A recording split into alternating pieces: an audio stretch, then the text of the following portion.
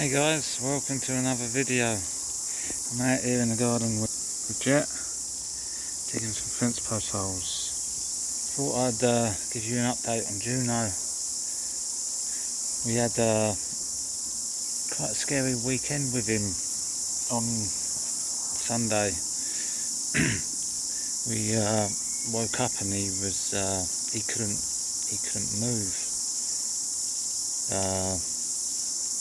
He wouldn't get up, couldn't move. So we took him to the emergency vet at 6 o'clock in the morning because we was looking after Hershey, and Hershey gets us up between 5:30 and 6 because that's his routine. So he still does it with us. And then Juno was in the front room, not moving, wouldn't get up, which is unusual, because he normally rushes to the door to us for breakfast, and he didn't. So we took him to the emergency vet down in Wellington, and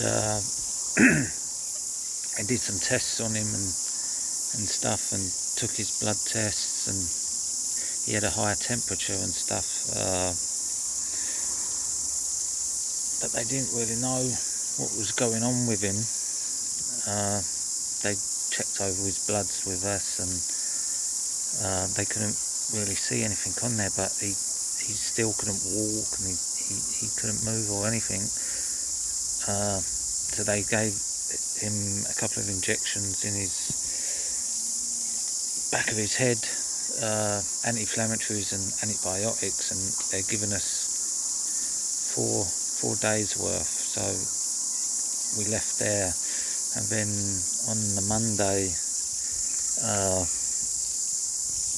what are you doing, Jet?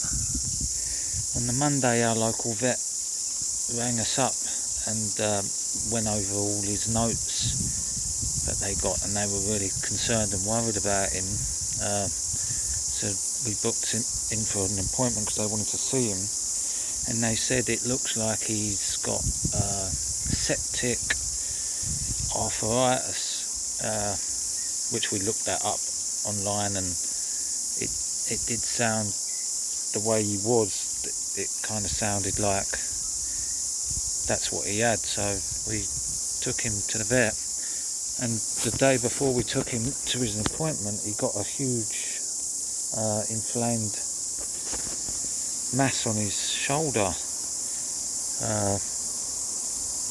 But for the couple of days he had been fine. Didn't show any signs of in pain or anything. The antibiotics and anti-inflammatories were working really well on him, and so we took him to his appointment, and we took him there at 9 o'clock in the morning on Thursday.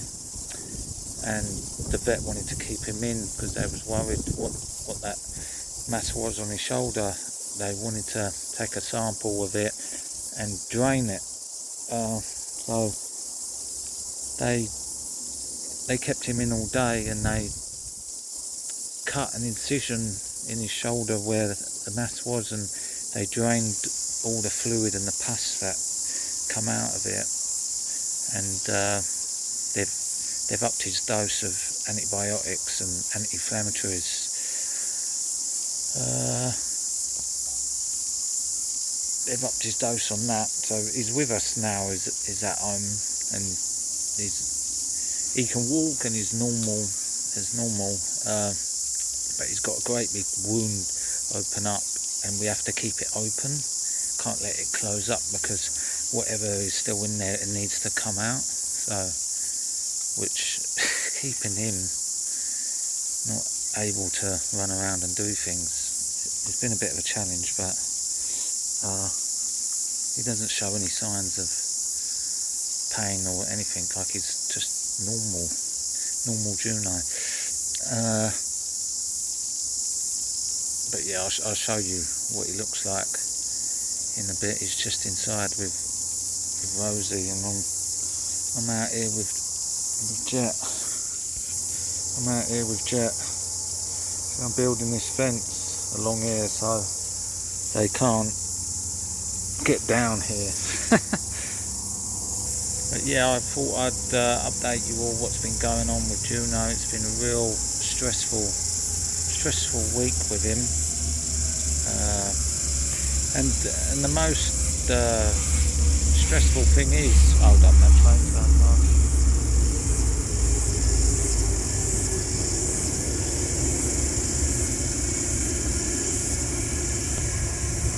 Still going past. It's a freight train. The stressful thing is that the vet doesn't know how he's got this infection. So he's got an infection of the blood. It's gone into his bloodstream. This infection. And they don't know what's caused it because he's got no open cuts, no wounds, nothing on him. So they don't know how he's got this. We took him for a walk around the inlet that day, and then we chilled out at home, and he watched telly with us, which I'll show you the video of him watching his favourite YouTube channel, and we went to bed like normal, like everything he normally does, and then we just woke up and he was like that. So it's been very stressful this week.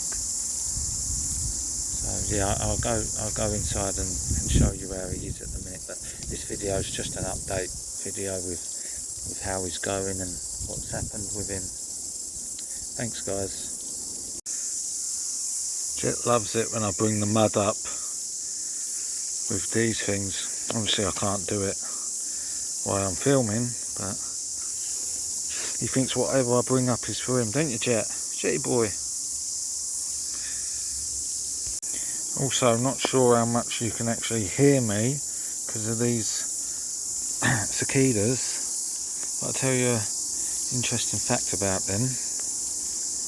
That noise, if you can hear it, rings out up to 80 decibels, which, if you know, a circular saw runs up between 90 and 110, so a circular saw ain't far off what cicada is. So yeah, they're really loud. It's more or less to the point where you need hearing protection. Hey Jet. They're the noisiest insect in the world. And they're bloody noisy. And they only live for 6 weeks and then they die.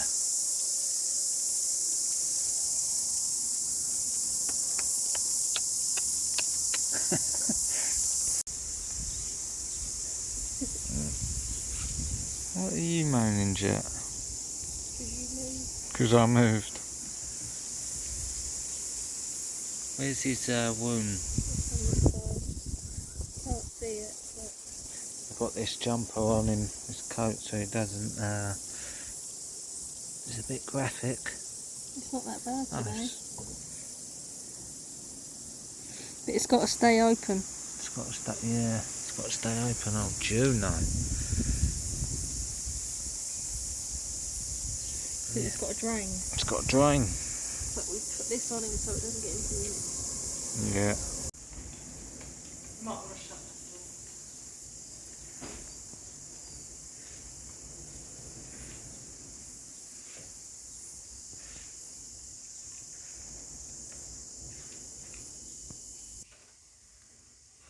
door. Alright guys, I'm going to end the video here now.